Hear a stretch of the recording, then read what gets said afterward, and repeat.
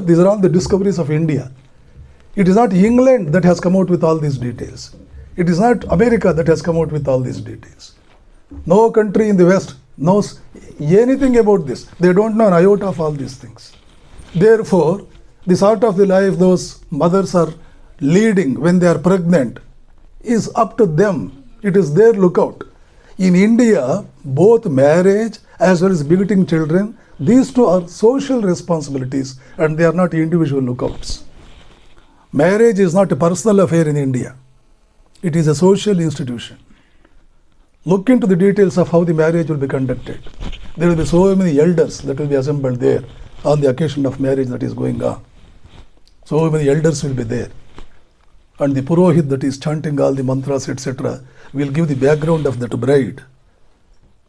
The bride's parents are like this, and her grandparents are like this, her great-grandparents are like this.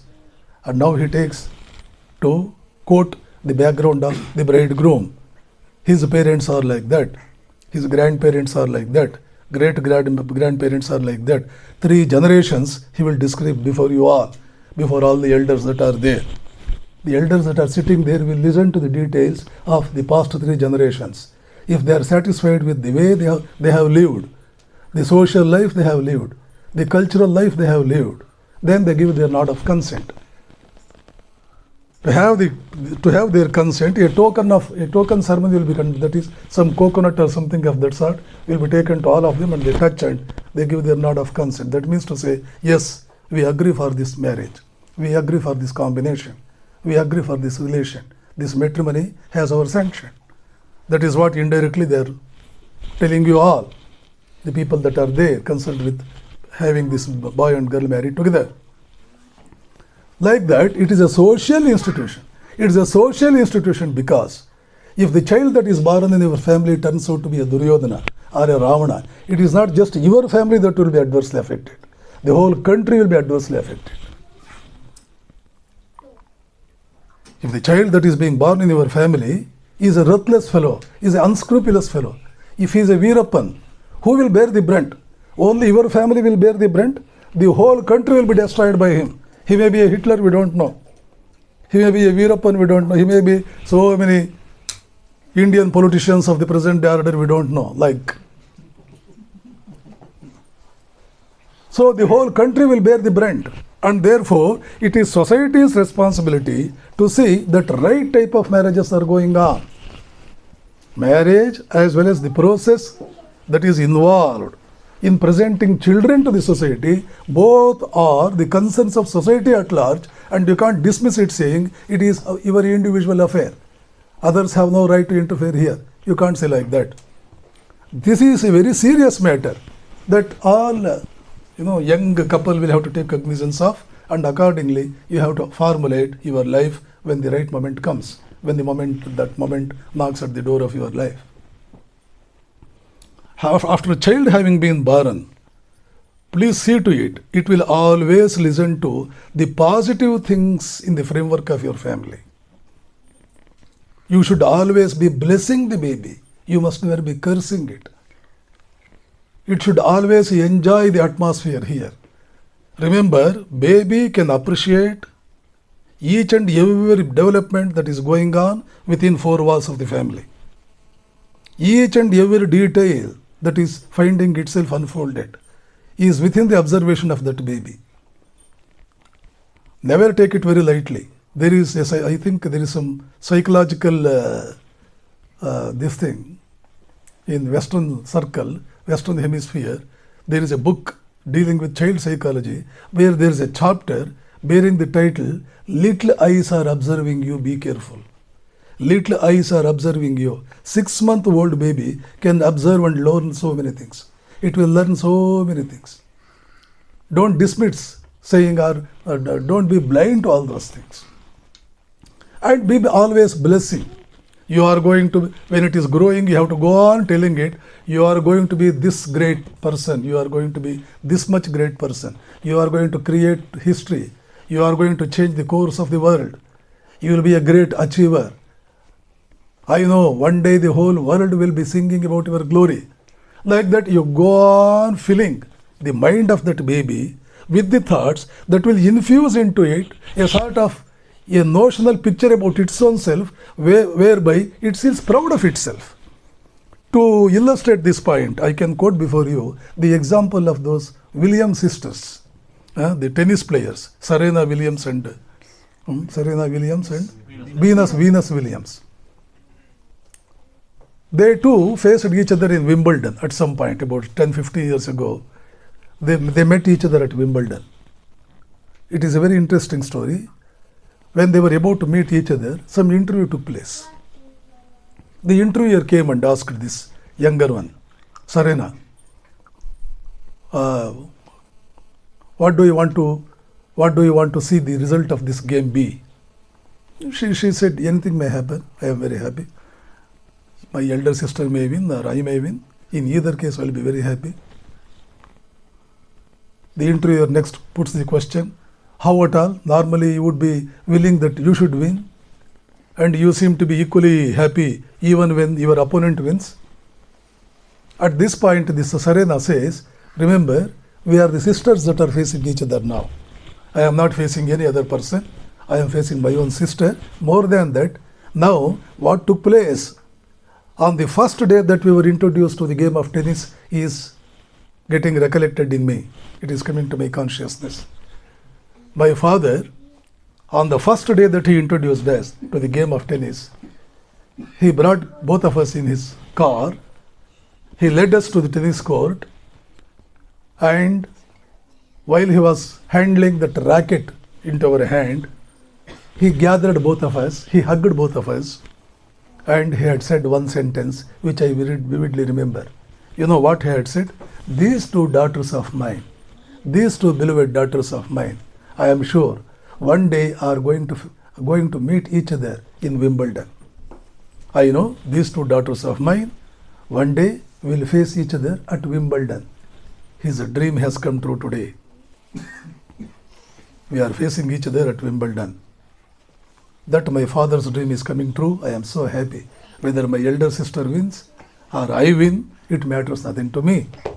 Remember, this sort of the ingredient or this sort of some sort of the future or the picture that you have about the future of your children, when you make it loom before your children, it will definitely be the benchmark to which they try to always reach to. They reach to that point. Go on telling your son that one day my son is going to become the Prime Minister of this country. Go on telling your daughter, one day my daughter is going to be the greatest scientist in this world. In the inner consciousness of them, this idea will be silently growing, and they try to see that their life's movements are calibrating in one way or the other with the dream that you have about them. In Karnataka, there took place a very interesting incident some 120 years ago or 100 years ago. A certain boy had been to his teacher's house. The wife of the teacher gave him something to eat that was prepared of the wet ragi in the Kolar district area in Karnataka. In Kannada we call it huri hittu. The ragi will be wet, it will be made wet, and then it will be dried up and it will be powdered. It assumes a different taste. That the taste becomes very enjoyable when it is made into a flour. You put some water to it and make it a semi-solid sort of a thing. Put some jaggery or put some sugar or put some milk into it, and that will be a beautiful thing for especially the children to eat. This is one way of making it eatable. If you give the dry flour also, that is also equally enjoyable. One can relish it as much as one can relish the other version of it. When this boy had been to the house of teacher's wife gave him the wet flour of this wet ragi, then dried and then powdered, wet flour to eat. Normally children, whenever you give them something, they simply try to engulf it. This boy also did that. Being a very fine powder, it got deposited somewhere in the throat, in that epiglottis area. It got very thickly deposited, and the breathing became very much a problem. When it becomes deposited, that is the area where both respiratory system and digestive system meet. And respiration became a bit problem. He started coughing. What you have to do in such moments is you have to give something to drink so that it gets drowned below. It goes down the line. The wife of this teacher, she goes and she wants to bring water, but there is no water at all in the house because it was a drought hit area. Kolar district is most of the times a drought hit area. And if nothing is given for drinking, then it is fatal. But respiration may become very much difficult and the boy may breathe his last two. It may become fatal. So she became very much startled at that. Finally, she mustered some courage, somehow it flashed to her. She brought some milk to drink. The boy drank the milk and it got slided down and he was out of danger. This lady, she regained herself, came to this boy, hugged him, and in a very motherly tone, she tells the boy, see, there is no water at all in our village. How much a problem it has become for us to have drinking water. You are a very intelligent boy. When you grow up, you see to it, the whole country is freed from this water problem. Please do something in this direction and free the country from this water problem. Caressing the boy with all affection, with all motherly inclinations, caressing his head, smoothly she said this. Would anyone in his wildest dreams imagine that the boy one day would grow up to be the sort of the person who became the greatest champion, who resolved the problem of drinking water in India? And did it happen? It did happen. Nobody had imagined that one day this boy would grow to become the real champion of eliminating this water problem from the surface of India in such a scale that he would be remembered with gratitude, he would be remembered with great devotion and veneration in everybody's house in India today. And you know who the boy was? It was Sir M. Vishweshwaraya. I am just narrating before you one or two instances to show simply feed your children with high ambitions, put high ideas before them, tell them that they are going to become very great in days to come. They grow to be extremely great. They grow to be the champions of the world in various issues. They grow to be the harbingers of the humanity. Like that, go on feeding them with your own thoughts, your own ideas, and the sort of optimism that grows into them as a result of all this would one day will take them to such heights that you will be wonderstruck to know how at all your prophecy or you are feeding them with something of this kind became a reality in every sense of the term. In India, there is a belief that there reside what we call as Tathastu Devatas in every house. Tathastu Devatas reside in every house. Whatever you wish for, they say Tathastu. This house has become a hell. You say like that. They say Tathastu. You say, this is the heaven of the heavens. My home is heaven of heavens where all gods dwell with so much joy. They prefer to be here than anywhere else. My house is a heaven. They say Tathastu. My children are extremely great. They say Tathastu. My children are demoniac. They say Tathastu. Go on projecting before them ideas of that sort. In each and every boy, remember, in each and every boy, there is that seed of greatness. Vedanta very clearly says, Upanishads very clearly proclaim. In Chandogya Upanishad, the son, Shvetaketu, is being advised by his father, Aruni, in the course of some sort of a conversation. The father Aruni tells Shvetaketu, the whole universe is within you. It is a beautiful chapter in Chandogya Upanishad. The whole universe is within you. Equally, you can tell every son, every daughter here that the whole universe is within you. It is within you means you can have one universe within you. You can carry one universe within you. You can rule one universe also. Already you are carrying one universe within you. That means to say you can rule one universe. You can become Prime Minister. You can become Emperor of the world. You can become anything that you want. Always say, I can. Never say, I cannot. Vivekananda, any number of times, has emphasized upon this point. Never say no.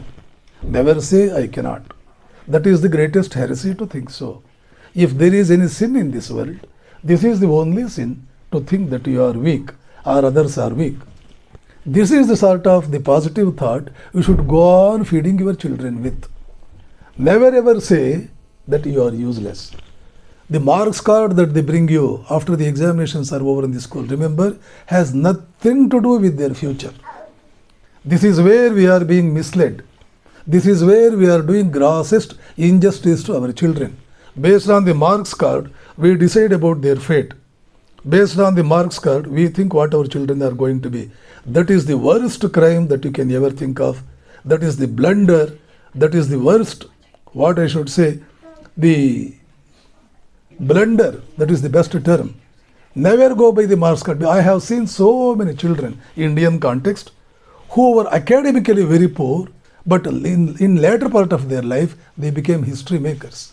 In my own ashram, there was a boy. He copied in the examination because he was of that level only.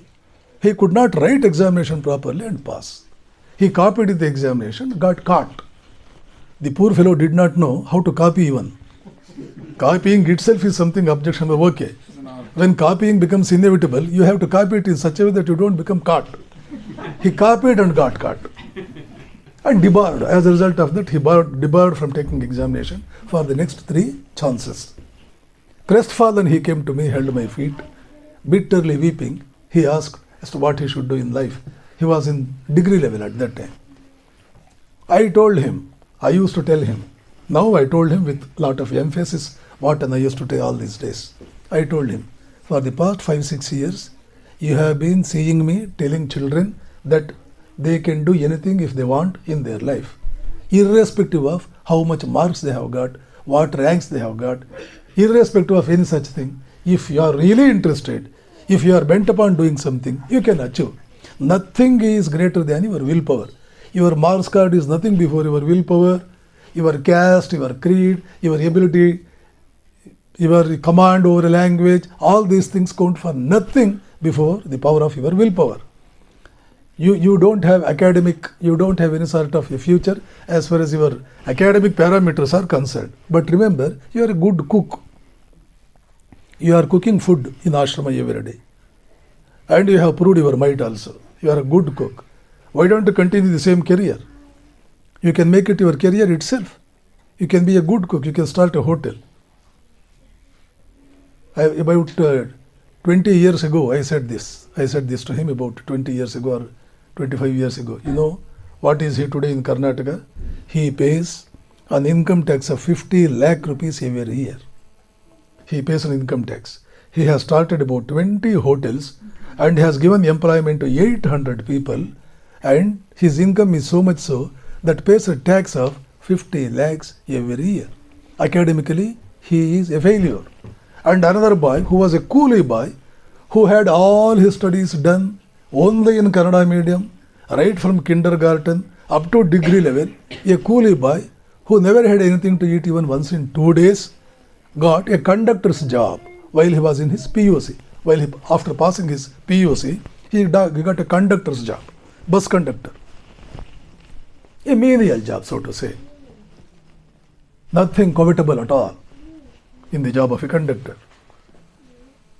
With all joy writ large on his face, he came to me. He wanted to seek my blessings. I told him, this is not the one that you should always seek. This is not the one that you should stick to.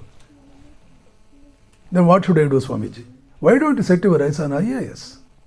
You must, if you ask me, I ask you to become Prime Minister of India. You can't do it? Okay, be the Chief Minister of Karnataka. Even that you can't, I know. These 2 things you can't, because there are so many factors that will play a role which you can never accomplish in your lifetime.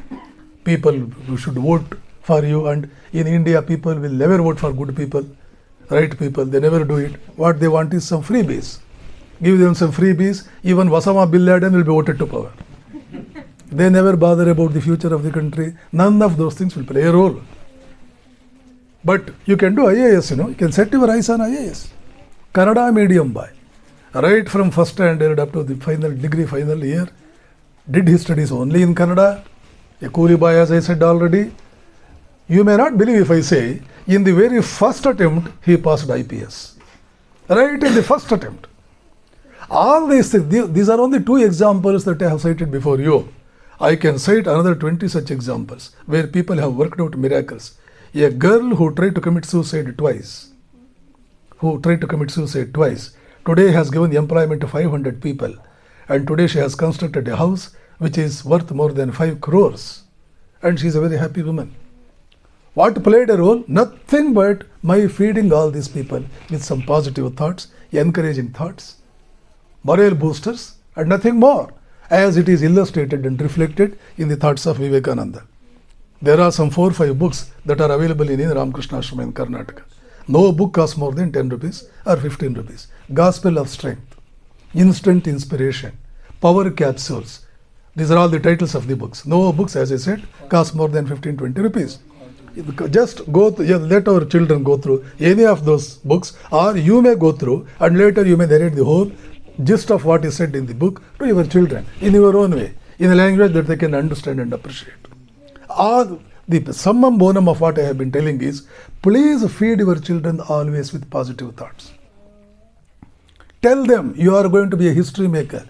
If today you are not getting first rank, if today you are not the topper, not because you don't have the stuff that is needed for that. You are not putting sufficient effort. The culprit is effort, intensity of effort only. If you strive more, if you are more serious about this, why this 10 times greater than this, 10 times more difficult than this will be within your reach. Now you need to concentrate more on this to the exclusion of all other pursuits that are acting presently perhaps as distractions for you. Come out of all these distractions, focus totally on what you have at hand, and success is always guaranteed to you. It is in this language you have to tell, and never ever doubt their ability. Never ever make them doubt their ability. You can't do it. Who said you can do it? This is the worst sentence you can ever utter before your children. Never say, never make them feel that they are short of even the iota. They are never short of even an iota of what they should be, what they are able to do. They are never short of anything. They have everything. Einstein used to say that each and every human being has got a cerebral system that can get them 8 Nobel Prizes. Every human soul, irrespective of the nationality, caste, creed, whatever economic background, social background, irrespective of the backgrounds, irrespective of academic backgrounds, irrespective, notwithstanding any such thing, once you are born as a human being, your cerebral system can get you 8 Nobel Prizes, provided it is put to right type of use on right lines. Why? If you go into Taittiriya Upanishad, you will come across a beautiful chapter that bears the title Brahmananda Mimamsa. There you come across certain passages, you will never believe them. You will never believe what they say there. So much is human potentiality that is hidden in every psychophysiological setup that we are. The only thing is we don't know the technique as to how we have to bring it out. After all, the term education in English language is derived from the Latin term educare. English term education is a derivative of the Latin term educare. And in Latin, educare or educo means bring out. The only business of a teacher, the only business of a textbook is to enable the student to bring out whatever that is there in the hidden form inside. So much is potential, so much is hidden. And the duty of the parent, the duty of the friend circle, the duty of the school, the duty of a teacher is always to create a conducive atmosphere around the student whereby he will be enabled to bring that potentiality into reality. Conversion of the potentiality into reality is the only thing that the child should be made to engage himself in. We have no other business, we have no other task. Reading a textbook, trying to understanding them all, and retaining the spirit of what is said there, and later reproducing the same thing at the time of examinations. Remember, this has nothing to do with the education of a man. This is opposite of what education should be. Education or educo, it expects the student to bring out from within. To bring out from within, we can give him some suggestions, some triggering you may feed with. some sort of drive, some sort of triggerings you may do, some hints you may give. That is all. But you can't feed him with anything. Totally opposite of what we should have done, presently we are doing. And we are putting all the blame on the children. We have glowing examples.